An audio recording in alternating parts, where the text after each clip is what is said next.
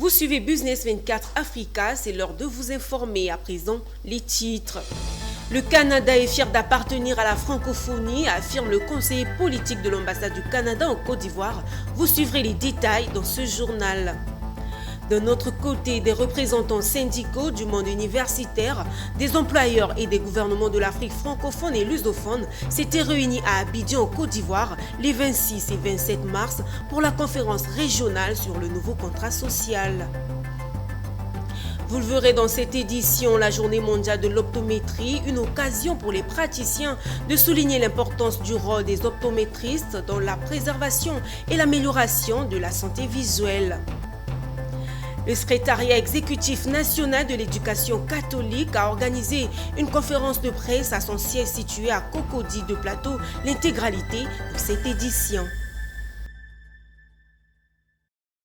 Bienvenue dans votre nouvelle session d'actualité, chers téléspectateurs. À la une de ce journal, sachez que le Canada est fier d'appartenir à la francophonie. Ces mots sont du conseiller politique de l'ambassade du Canada en Côte d'Ivoire.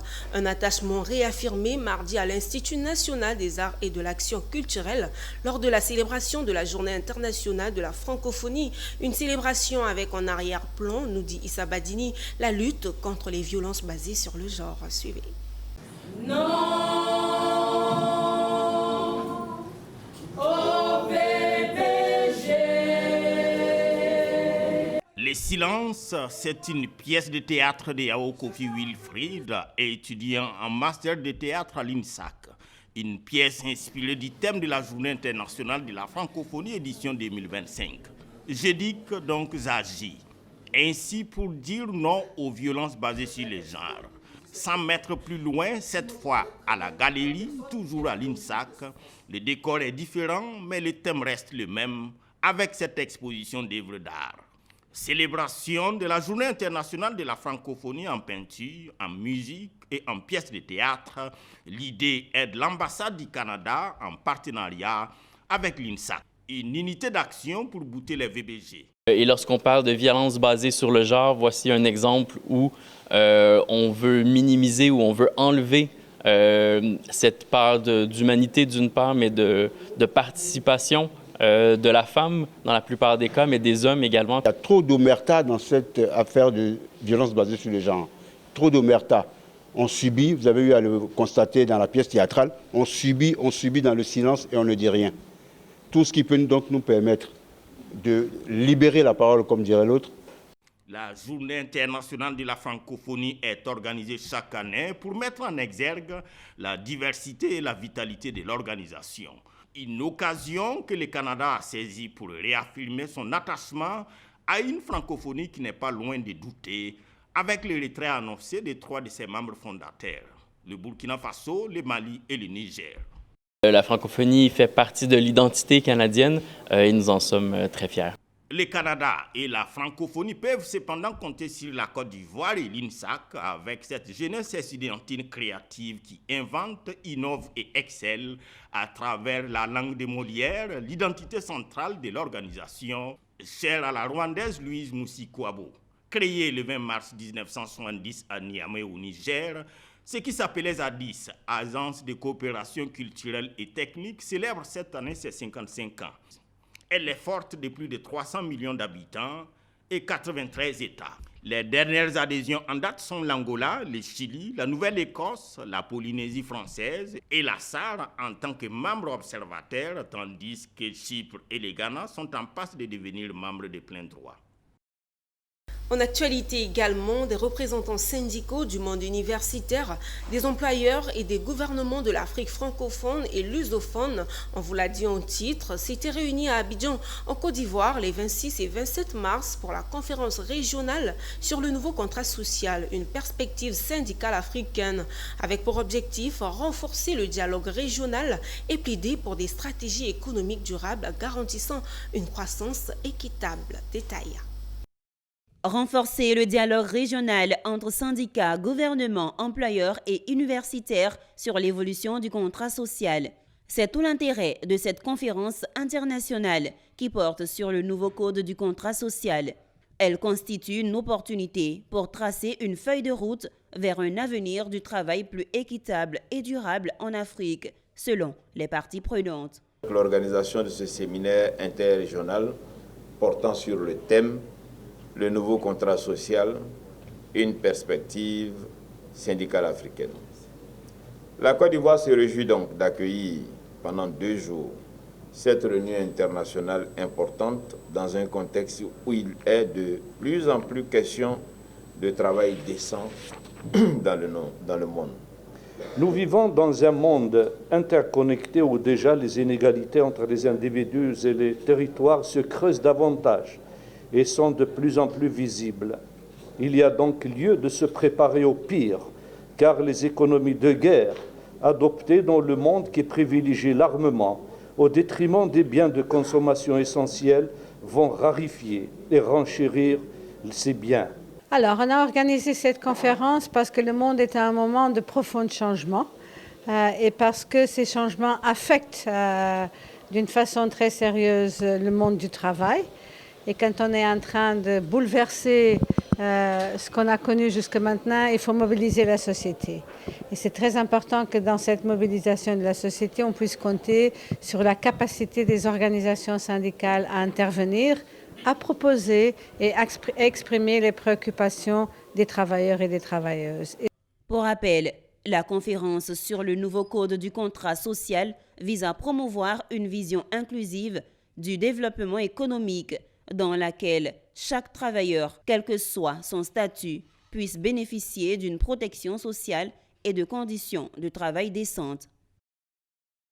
Poursuivons ce journal avec cette information. Le 23 mars de chaque année marque la journée mondiale de l'optométrie, une occasion pour les praticiens de souligner l'importance du rôle des optométristes dans la préservation et l'amélioration de notre santé visuelle. L'opticien Lapère, agence de Yopougon, Maroc, avait organisé le mardi 25 mars une séance d'immersion à l'attention des élèves de la terminale du collège Anador de Yopougon.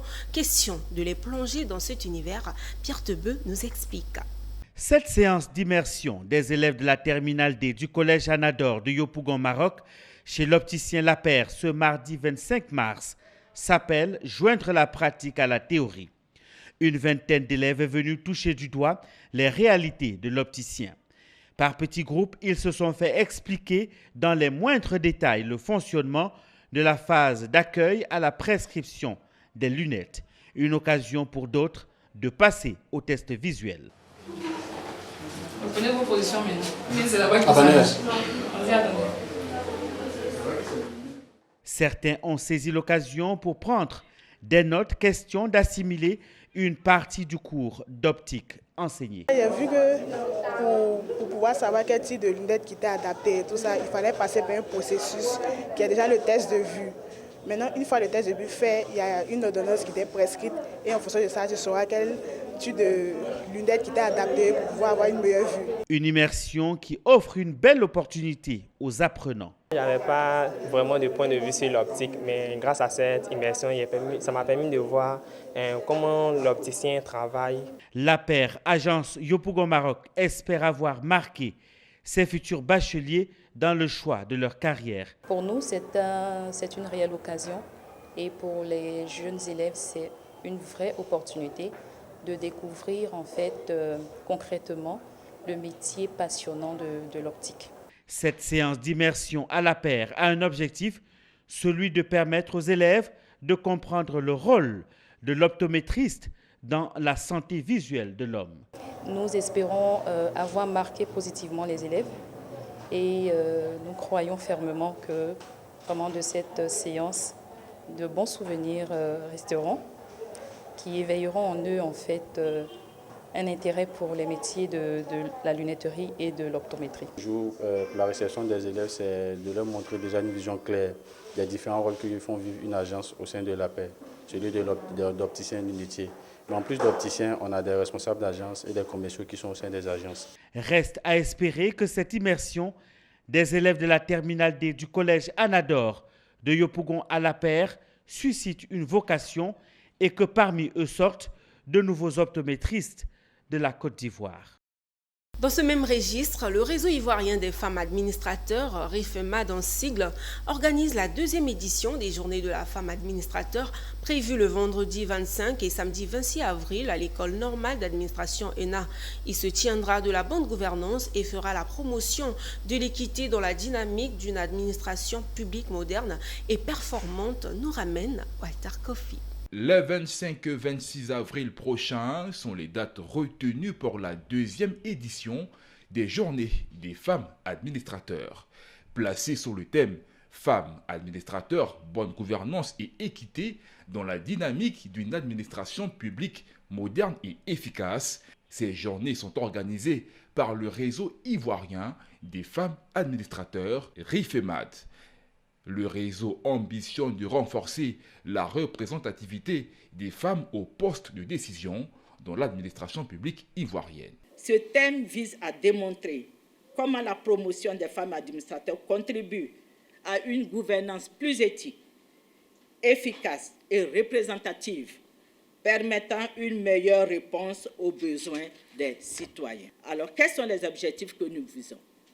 C'est de promouvoir l'égalité de genre, pour renforcer la bonne gouvernance et l'équité pour une administration publique ivoirienne plus moderne et plus performante. Lors de la rencontre, les femmes du RIFEMAD sont revenues sur l'importance de l'inclusion des femmes dans la modernisation de l'administration publique. Elles ont aussi souligné que malgré les avancées légales, les femmes ne représentent que 15% des postes de responsabilité en Côte d'Ivoire, un déséquilibre persistant malgré la constitution en 2016 de la loi de 2019 imposant un quota de 30% de femmes sur les listes électorales. Est-ce que nous avons fait bouger les choses depuis que le réseau existe? Oui, nous avons fait bouger les choses parce que tout à l'heure, Madame la commissaire vous l'a dit, nous avons eu des nominations, nous avons eu des tests et nous avons eu aussi un accroissement du nombre de femmes aux postes de responsabilité. La création de cette organisation répond au besoin de créer un cadre dynamique de rencontres, de réflexion, de concertation et d'échange entre les membres en vue de promouvoir une élite féminine capable d'opérer des changements dans leurs services respectifs.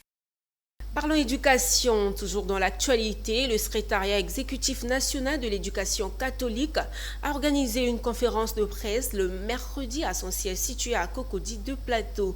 En l'absence du secrétaire exécutif national, c'est son adjoint chargé de la pédagogie, des écoles et de la communication qui l'a animé. Ce dernier a profité de cette occasion pour annoncer la tenue prochaine du 3e salon des offres catholiques les 11 et 12 avril prochains à la cathédrale de Yopougon. Compte rendu avec notre reporter Philippe Zabo. Ils sont 126 000 élèves qui fréquentent les établissements scolaires catholiques répartis dans les 15 diocèses de Côte d'Ivoire.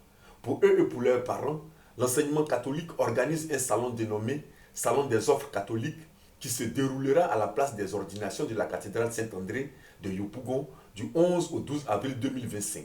Il aura pour but, entre autres, la valorisation des écoles catholiques et la facilitation dans l'orientation des élèves et étudiants. Au milieu de ce salon, expositions, panels et conférences dont les thématiques ont été taillées à la mesure des parents et des élèves. Les panels vont se présenter comme des sous-thèmes qui vont mieux présenter ou mieux faire comprendre le thème général du panel qui est construire son avenir face aux défis qui sont les nôtres, les défis qui sont les nôtres en ce temps du 21e siècle. Donc les panels vont nous développer ces différents aspects en prenant en compte les partenaires qui viennent exposer. Comment, pour construire mon avenir et réussir une insertion sociale, je peux me servir du numérique? Comment, à partir, n'est-ce pas, de ce que les éditeurs proposent, je peux réussir mon intégration?